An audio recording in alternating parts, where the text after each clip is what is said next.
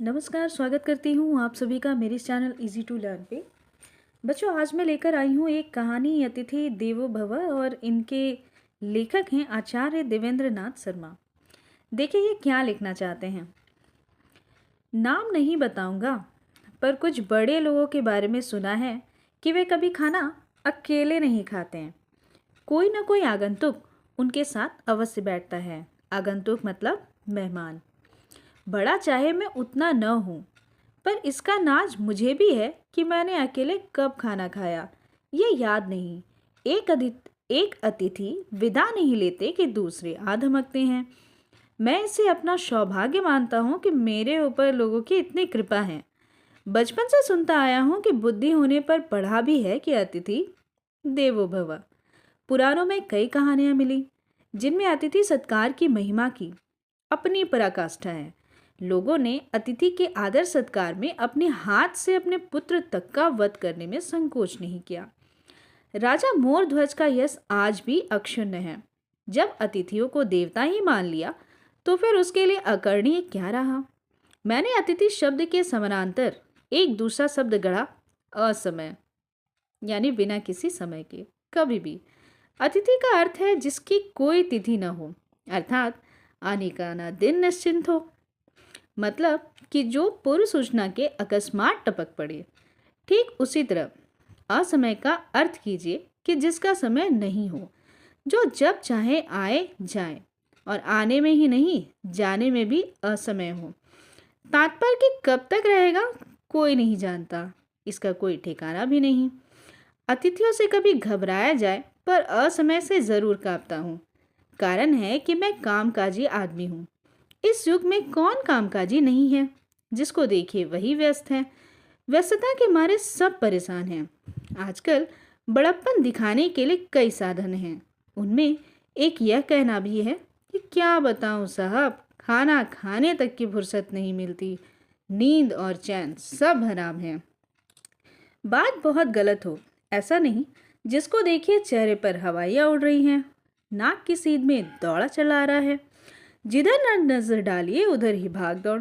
आदमी ने मशीन इजाद की आराम के लिए, मगर मकड़े की तरह वह उन मशीनों में ही उलझकर अपनी आज़ादी खो बैठा, अपनी आदमियत खो बैठा। बाल बच्चों के बीच भी 10 मिनट इत्मीनान से बैठने का, दिल बहलाने का समय नहीं मिलता। आनंद को भी कठोर कर्तव्य न मान लीजिए तो वह भी हाथ नहीं लगे। ऐसी स्थिति में जब कोई आता है तो स्वभावतः हृदय शंकाकुल हो उठता है। अतिथि देव आते हैं तो केवल अन्न खाते हैं, किंतु असमय देव तो जान खा जाते हैं। यूं आजकल अन्न भी कुछ कम महंगा नहीं है, पर जान तो इससे अधिक महंगी ही है। कभी कभी दोनों का जब समन्वय होता है तब तो पूछिए ही नहीं। अतिथि देवो भव का सिद्धांत कभी ठीक रहा होगा। पहले अतिथि देव छठे चौमासे कृपा करते थे, क्योंकि यातायात के साधन इतने समुन्नत और सुलभ नहीं थे। दुनिया बहुत बड़ी थी, खाद्यान्न की कमी नहीं थी, 10 बजे काम पर पहुंचने की बाध्यता नहीं थी। कृत्रिमता और प्रदर्शन जीवन के अनिवार्य अंग नहीं बने थे। एक कमरे के फ्लैट में पूरा परिवार लाज संकोच छोड़कर नहीं रहता था।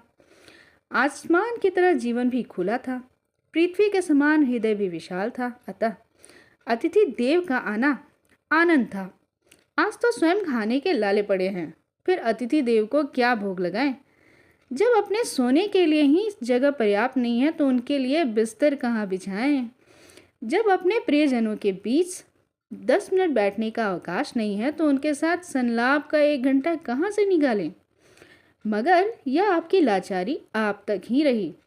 यह सब होते हुए भी अतिथि देवो भव और आपके भेष कुभेश अलग अलशु उनका स्वागत सत्कार करना ही पड़ेगा।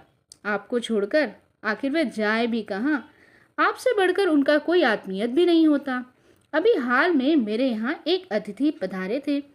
पधारने के पहले उन्होंने पत्र लिखा कि मुझे बहुत दिन हो गए हैं, अतः मिलने की बड़ी उत्कंठा है।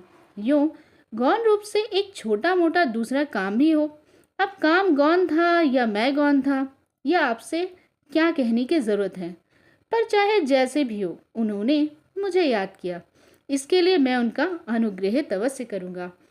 अपने अतिथियों की वैयक्तिक विशेषताओं का वर्णन करूँ तो महाभारत की संख्या 1 से 2 हो जाएगी। और वेद व्यास का यह दावा है कि महाभारत के जैसा दूसरा ग्रंथ लिखा नहीं जा सकेगा, खंडित हो जाएगा। महर्षि के वचन की मर्यादा भंग करना मैं नहीं चाहता। इतना तो कह दूं कि अतिथि भी एक से एक आते हैं। एक मेरे नियमित अतिथि हैं। नियमित इसलिए कि उन्होंने मुझे अपना शाश्वत कृपा पात्र बनाए रखा है। उनकी कई खूबियां हैं, एक से एक मज़ेदार, एक से एक पुरलुप्त, खासकर भोजन के मामले में बहुत ही सावधान। उदाहरणार्थ, दाल में पानी का अंश उन्हें असह्य है, लेकिन इतनी गाढ़ी दाल तो गले से नीचे नहीं उतर सकती। इसलिए उसे ढीला पतली करने के लिए कम से कम 100 ग्राम शुद्ध देसी घी चाहिए। और मेरे घर में घी का चलन वर्षों से बंद है। इसलिए नहीं कि मुझे घी पसंद नहीं है, बल्कि इसलिए कि मैं जान चुका हूँ कि शुद्ध घी का युग इतिहास का विषय बन गया है। भगवान ने आंखें दी हैं देखने को और बुद्धि दी है समझने को। इनके रहते मैं अंधा बनूं यह मुझे स्वीकार नहीं। अतः जब कोई कहता है कि यह बाजार से खरीदकर शुद्ध घी खाता है, तो पहुँचे हुए संत की तरह मैं केवल चुप रह जाता हूँ या कभी हल्के से मुस्कुरा देता हूँ। अब मैं एक ही प्रमाण पर विश्वास करता हूँ, और वह यह है प्रत्यक्ष शेष प्रमाण दार्शनिक चर्चा के लिए ही उपयोगी हैं। पत्नी बीमार है, नौकर 1 हफ्ते की छुट्टी लेकर घर गया है, 3 महीने हो गए। जब तक वह नहीं आता तब तक स्वयं सेवक बनकर रहना है। महीने का अंतिम सप्ताह है। ऐसे शुभ अवसर पर पधारते हैं अतिथि देवो भव। क्या खाऊं, क्या ले जाऊं परदेश, पर नहीं खिलाऊंगा, सत्कार नहीं करूंगा। क्या यह संभव है? और मैंने जो कहा वह क्या मुझे भी उतना ही लागू होता है? आखिर मैं भी तो किसी का अतिथि होता हूँ। तो ये थी कहानी अतिथि देवो भव।